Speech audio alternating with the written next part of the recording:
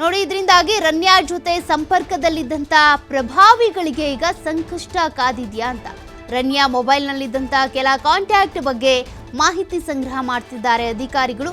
ಯಾರ ಜೊತೆ ಎಷ್ಟೊತ್ತು ಮಾತನಾಡಿದ್ದಾಳೆ, ವಿದೇಶದಲ್ಲಿ ಯಾರ ಜೊತೆ ಸಂಪರ್ಕ ಇದೆ, ರಾಜಕೀಯ ಮುಖಂಡರು, ಪೊಲೀಸ್ ಅಧಿಕಾರಿಗಳು, ಕಸ್ಟಮ್ಸ್ ಅಧಿಕಾರಿಗಳೇನಾದ್ರೂ ಇದ್ದಾರಾ ಅವ್ರ ಜೊತೆಗೆ ಕಾಂಟ್ಯಾಕ್ಟ್ ಅಲ್ಲಿ, ಚಿನ್ನದ ವ್ಯಾಪಾರಿಗಳು ರನ್ಯಾ ಸಂಪರ್ಕದಲ್ಲಿರೋದು ಪತ್ತೆಯಾಗಿದೆ. ಹಾಗಾಗಿ ಈಗ ಪ್ರಭಾವಿ ರಾಜಕಾರಣಿಗಳಿರ್ಬೋದು, ಅಧಿಕಾರಿಗಳಿರ್ಬೋದು, ಪೊಲೀಸರಿರ್ಬೋದು, ಅವರೆಲ್ಲರಿಗೂ ಕೂಡ ಈಗ ಭಯ ಶುರುವಾಗಿದೆ. ಯಾಕೆ ಇವ್ರ ಜೊತೆ ಕಾಂಟ್ಯಾಕ್ಟ್ ಅಲ್ಲಿ ಇದ್ರು ಅನ್ನುವಂಥ ಕಾರಣಕ್ಕೆ. ಆಕೆ ಪ್ರೊಫೆಷನ್ನೇ ಬೇರೆ, ಇವ್ರ ಪ್ರೊಫೆಷನ್ನೇ ಬೇರೆ. ಚಿನ್ನದ ಅಂಗಡಿ ಮಾಲೀಕರು ಯಾಕೆ ಕಾಂಟ್ಯಾಕ್ಟ್ ಅಲ್ಲಿ ಇದ್ದಾರೆ, ಜೊತೆಗೆ ಪೊಲೀಸರು ಯಾಕೆ ಕಾಂಟ್ಯಾಕ್ಟ್ ಅಲ್ಲಿ ಇದ್ದಾರೆ, ರಾಜಕೀಯ ಮುಖಂಡರು ಯಾಕೆ ಕಾಂಟ್ಯಾಕ್ಟ್ ಅಲ್ಲಿ ಇದ್ದಾರೆ. ಏನಾದರೂ ಫಂಕ್ಷನ್ಗೆ ಬಂದ್ರು ಹೋದ್ರು ಅಂದರೆ ಅದು ಅಲ್ಲಿಗೆ ಮುಗೀತು. ಬಟ್ ಎಷ್ಟು ಹೊತ್ತು ಮಾತನಾಡಿದ್ದಾರೆ, ಯಾವತ್ತು ಮಾತನಾಡಿದ್ದಾರೆ, ನಿರಂತರವಾಗಿ ಸಂಪರ್ಕದಲ್ಲಿದ್ದಾರಾ, ಏನೇನು ಎಕ್ಸ್ಚೇಂಜ್ ಆಗಿದೆ ಅವರ ಮಧ್ಯೆ, ಹಣಕಾಸು ಇರ್ಬೋದು, ಈ ರೀತಿ ಚಿನ್ನ ಇರ್ಬೋದು, ಅದಕ್ಕೆ ಸಂಬಂಧಪಟ್ಟಂತೆ ಈಗ ಮತ್ತಷ್ಟು ಮಾಹಿತಿಯನ್ನು ಕಲೆ ಹಾಕ್ತಿದ್ದಾರೆ. ಸದ್ಯಕ್ಕೆ ನಡೆಸಿರುವಂಥ ತನಿಖೆಯಲ್ಲಿ ನೋಡಿ, ಕೆಲ ರಾಜಕೀಯ ಮುಖಂಡರು, ಪೊಲೀಸರು, ಅದೇ ರೀತಿಯಾಗಿ ಚಿನ್ನದಂಗಡಿ ಮಾಲೀಕರು ಇವ್ರ ಜೊತೆ ಕಾಂಟ್ಯಾಕ್ಟ್ ಅಲ್ಲಿ ಇದ್ರು ಅನ್ನೋದು ಗೊತ್ತಾಗ್ತಾ ಇದೆ. ಈ ಚಿನ್ನವನ್ನ ಏನು ಅಂದ್ರೆ ಚಿನ್ನದ ಬಿಸ್ಕತ್ಗಳನ್ನ ತೆಗೆದುಕೊಂಡು ಬಂದ್ರಲ್ಲ, ಅದನ್ನ ಎಲ್ಲಿ ಕಳಿಸ್ತಾ ಇದ್ರು, ಅದು ಸದ್ಯಕ್ಕಿರುವಂತ ಪ್ರಶ್ನೆ. ಚಿನ್ನ ಖರೀದಿಗೆ ಹಣ ನೀಡಿದವರ ಬಗ್ಗೆ ಕೂಡ ಗುಟ್ಟು ಬಿಟ್ಕೊಡ್ತಾ ಇಲ್ಲ ರನ್ಯಾ ರಾವ್. ಹೀಗಾಗಿ ರನ್ಯಾ ಜೊತೆ ಸಂಪರ್ಕದಲ್ಲಿದ್ದವರ ಬಗ್ಗೆ ಈಗ ಪರಿಶೀಲನೆ ನಡೀತಾ ಇದೆ. ಮತ್ತೊಂದು ಕಡೆ ಡಿಆರ್ಐ ಅಧಿಕಾರಿಗಳಿಂದ ಮಾಹಿತಿ ಪಡ್ಕೊಳ್ತಾ ಇದ್ದಾರೆ ಸಿಬಿಐ ಅಧಿಕಾರಿಗಳು. ಆ ಮಾಹಿತಿಯ ಆಧಾರದ ಮೇಲೆ ಸ್ಮಗ್ಲಿಂಗ್ ಜಾಲದ ಬೆನ್ನು ಬಿದ್ದಿದ್ದಾರೆ ಸಿಬಿಐ ಅಧಿಕಾರಿಗಳು. ಚಿನ್ನ ಖರೀದಿಗೆ ಹಣ ಯಾರು ಕೊಟ್ಟರು, ಅದ್ರ ಬಗ್ಗೆ ಡೀಟೇಲ್ಸ್ ಕೊಟ್ಟಿಲ್ಲ ರನ್ಯಾ ರಾವ್. ಅವ್ರೇನಿಷ್ಟು ಸ್ಟೇಟ್ಮೆಂಟ್ಸ್ ಕೊಟ್ಟಿದ್ದಾರೆ, 4 ಉತ್ತರಗಳನ್ನ ಕೊಟ್ಟಿದ್ದಾರಲ್ಲ ಮೊನ್ನೆ, ಆ ಎಲ್ಲ ಉತ್ತರದಲ್ಲಿ ಹೇಳಿರೋದು ಯಾವುದೇ ಒತ್ತಡಕ್ಕೆ ಒಳಗಾಗಿಲ್ಲ, ನಾನೇ ಸ್ವ ಇಚ್ಛೆಯಿಂದ ಹೇಳಿಕೆ ಕೊಟ್ಟಿದ್ದೀನಿ ಅಂತ.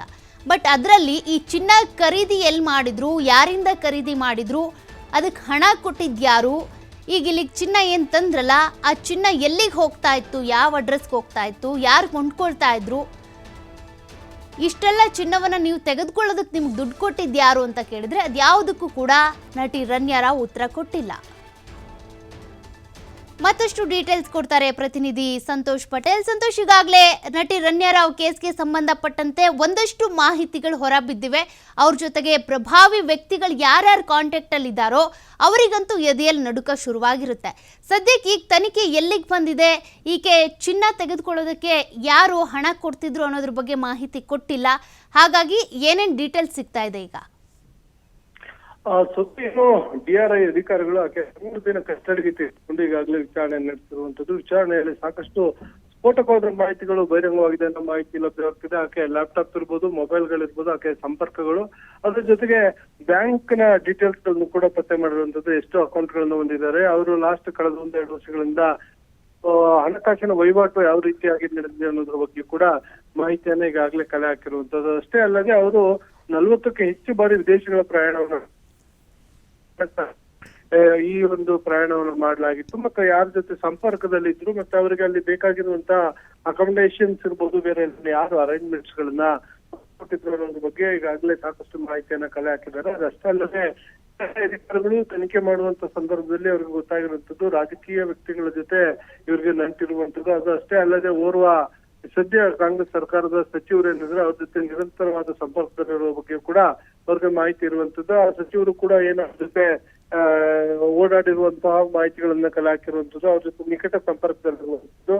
ಅದಷ್ಟೇ ಅಲ್ಲದೆ ಇತರೆ ಸಿನಿಮಾ ಪ್ರೊಡ್ಯೂಸರ್ ಗಳೇನಿದ್ದಾರೆ ಅವ್ರ ಜೊತೆ ಕೂಡ ನಿಕಟವಾದ ಸಂಪರ್ಕಗಳಿರುವಂತದ್ದು. ಅಷ್ಟೇ ಈಕೆ ಫ್ರೀಲಾನ್ಸಿಂಗ್ ಒಂದು ರಿಯಲ್ ಎಸ್ಟೇಟ್ ಮಾಡ್ತಾ ಇದ್ದೀನಿ ಅಂತ ಹೇಳಿಕೆ ಕೊಟ್ಟಿರೋದ್ರಿಂದ ಯಾವುದೇ ಒಂದು ಕಂಪನಿಯಿಂದ ಮಾಡಿದ್ರಾ ಇಲ್ವಾ ಎಲ್ಲಾ ಮಾಹಿತಿಗಳನ್ನು ಕಲೆ ಹಾಕ್ತಾ ಇದ್ದಾರೆ. ಅಂದ್ರೆ ಇದೆಲ್ಲದಕ್ಕೂ ಕೂಡ ಹಣಕಾಸಿನ ಪ್ರಮುಖವಾಗುತ್ತೆ. ಅದರ ಜೊತೆಗೆ ಆಕೆಯ ಮೂಲ ಆಸ್ತಿ ಏನಾದ್ರೂ ಇತ್ತು, ಯಾಕಂದ್ರೆ ಅವ್ರ ಅಪ್ಪ ಕೊಟ್ಟಿದ್ದ ಬಿಸ್ನೆಸ್ ಮ್ಯಾನ್ ಆಗಿದ್ರು ಅಂತ ಹೇಳಿ ಆಕೆ ಹೇಳಿಕೆಯನ್ನ ಸ್ಟೇಟ್ಮೆಂಟ್ ಅನ್ನ ಕೊಟ್ಟಿರುವಂತದ್ದು. ಹೀಗಾಗಿ ಅವ್ರ ಕಡೆಯಿಂದ ಬಂದಿರುವಂತ ಫೈನಾನ್ಸ್ ಇಂದ ಈಕೆ ಬಿಸ್ನೆಸ್ ಮಾಡ್ತಿದ್ರ, ಇಲ್ಲ ಈಕೆಗೆ ಹಣಕಾಸಿನ ಮಾಡಿರುವಂತದ್ದು ಯಾರು.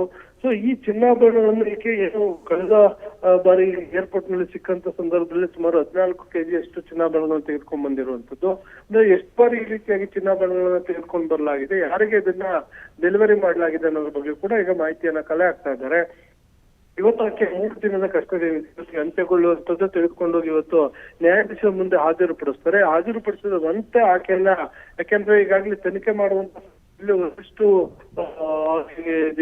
ತನಿಖೆಗೆ ಸಹಕಾರವನ್ನು ನೀಡಿಲ್ಲ, ಸಂಪೂರ್ಣದ ಮಾಹಿತಿಗಳನ್ನ ಕೊಟ್ಟಿಲ್ಲ ಅನ್ನೋ ಮಾಹಿತಿ ಲಭ್ಯ ಆಗ್ತದೆ. ಹೀಗಾಗಿ ನ್ಯಾಯಾಲಯಕ್ಕೆ ಇವತ್ತು ಆಕೆಯನ್ನ ಪ್ರೊಡ್ಯೂಸ್ ಮಾಡುವ ಮುಖಾಂತರ ಪುನಃ ಆಕೆ ನಮ್ಮ DRI ಅಧಿಕಾರಿಗಳು ಕಸ್ಟಡಿಗೆ ಕೇಳುವ ಸಾಧ್ಯತೆ ಇರುವಂತದ್ದು.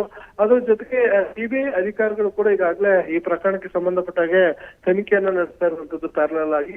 ಯಾವುದೇ ಹಂತದಲ್ಲೂ ಕೂಡ ಈಕೆಯನ್ನ ಸಿಬಿಐ ಅಧಿಕಾರಿಗಳು ಕೂಡ ವಶಕ್ಕೆ ತೆಗೆದುಕೊಂಡು ಕೂಡ ಆಶ್ಚರ್ಯ ಪಡಬೇಕು. ಅದಷ್ಟೇ ಅಲ್ಲದೆ ಏಕಕಾಲಕ್ಕೆ ಅಂದ್ರೆ ಕೇವಲ 1 ವಾರ 15 ದಿವಸಗಳ ಅಂತರದಲ್ಲಿ 3 ಕಡೆ ಈ ದಾಳಿ ಆಗಿರುತ್ತೆ. ಒಂದು ದೆಹಲಿಯ ಏರ್ಪೋರ್ಟ್ ನಲ್ಲಿ 3 ಬಂಧನ ಮಾಡಲಾಗಿರುತ್ತೆ. ಅದಾದ ನಂತರ ಬೆಂಗಳೂರಲ್ಲಿ ಈಕೆಯ ಬಂಧನ ಆಗುತ್ತೆ. ಅದಾದ ನಂತರ ಮುಂಬೈಯಲ್ಲೂ ಕೂಡ ಕೆಲವೊಂದು ಈ ದಾಳಿ ನಡೆಸಿ ಚಿನ್ನಾಭರಣಗಳು ಪತ್ತೆಯಾಗುತ್ತೆ. ಅಲ್ಲೂ ಕೂಡ ಕೆಜಿ ಗಟ್ಟಲೆ ಚಿನ್ನಾಭರಣಗಳೇ ಆಗಿರುವ ಹಿನ್ನೆಲೆಯಲ್ಲಿ ಈ 3 ಪ್ರಕರಣಕ್ಕೆ ಇಂಟರ್ಲಿಂಕ್ ಇರುವಂತಹ ಸಾಧ್ಯತೆಗಳು ಇರುವ ಸಾಧ್ಯತೆ ಇದೆ. ಹೀಗಾಗಿ ಸಿಬಿಐ ಅಧಿಕಾರಿಗಳು ಈ 3 ಪ್ರಕರಣದ ಆರೋಪಿಗಳನ್ನು ವಶಕ್ಕೆ ಪಡೆದ್ರು ಕೂಡ ಆಶ್ಚರ್ಯ ಪಡಬೇಕಾಗಿಲ್ಲ. ಇನ್ನ ರಮ್ಯಾ ಪ್ರಕರಣದಲ್ಲಿ ಯಾರಿಗೆಲ್ಲ ಸಂಕಷ್ಟ ಅನ್ನೋದನ್ನ ನೋಡ್ತಾ ಹೋಗೋದಾದ್ರೆ ಆಕೆಯ ಕಾಲ್ ಡೀಟೇಲ್ಸ್ ಗಳನ್ನ ನೋಡಿದಂತ ಸಂದರ್ಭದಲ್ಲಿ ಸಾಕಷ್ಟು ಜನರ ಜೊತೆ ಈಕೆ ಸಂಪರ್ಕದಲ್ಲಿರುವಂತದ್ದು, ದೊಡ್ಡ ವ್ಯಕ್ತಿಗಳ ಜೊತೆ ಗೊತ್ತಾಗಿರುವಂತದ್ದು.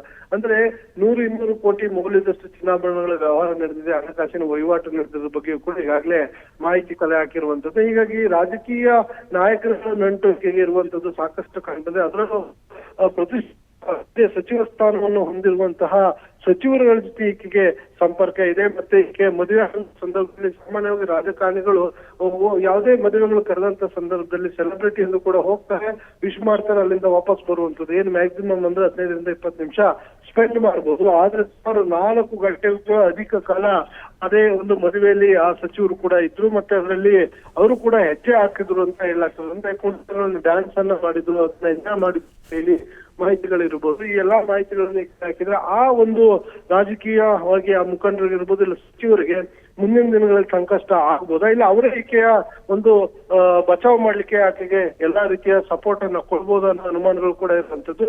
ಅದ್ರ ಜೊತೆಗೆ ಇನ್ನು ಅವರ ರಾಮಚಂದ್ರ ರಾವ್ ಏನಿದ್ದಾರೆ ಮಲ ತಂದೆ, ಅವರು ಕೂಡ ಈಕೆಗೆ ಎಲ್ಲಾ ಹಂತದಲ್ಲೂ ಕೂಡ ಸಹಕಾರವನ್ನು ಕೊಡ್ಬೋದು ಮತ್ತು ಪ್ರಭಾವವನ್ನ ಸಾಧ್ಯತೆ ಇರ್ಬೋದು ಅನ್ನೋ ಆರೋಪಗಳು ಕೇಳಿ ಬರ್ತಾ ಇರುವಂತದ್ದು. ಆದ್ರೆ ಅದೆಷ್ಟು ಮಟ್ಟಿಗೆ ಸತ್ಯ ಅನ್ನೋದು ಪೊಲೀಸರ ತನಿಖೆಯಿಂದ ಅಷ್ಟೇ ಗೊತ್ತಾಗಬೇಕಾಗಿದೆ. ಒಟ್ಟಾರೆಯಾಗಿ ರಮ್ಯಾ ರಾವ್ ಪ್ರಕರಣದಲ್ಲಿ ಬಹುತೇಕವಾಗಿ ಸಾಕಷ್ಟು ಜನ ಪ್ರಭಾವ ಬೀರ್ತಾ ಇದ್ದಾರೆ. ಆಕೆ ಅಧಿಕಾರಿಗಳೇನಿದ್ರೆ DRI ಅಧಿಕಾರಿಗಳ ಮೇಲೆ ಕೂಡ ಒತ್ತಡ ತರ್ತಕ್ಕಂಥ ಆರೋಪ ಇರುವಂತದ್ದು.